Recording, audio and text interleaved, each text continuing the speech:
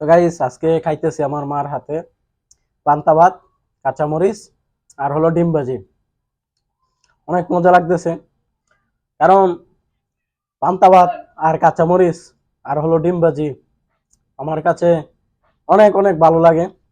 আবার হলো মার হাতে। গাইস সত্যি অনেক মজা লাগতেছে।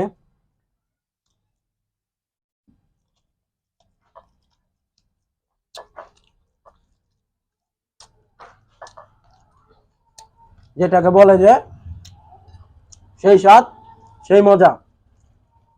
কিয়ের ভাই খান পোলাও আর বিরিয়ানি, মার হাতে খেয়ে দেখেন পান্তা ভাত, কাঁচামরিচ আর ডিম ভাজি।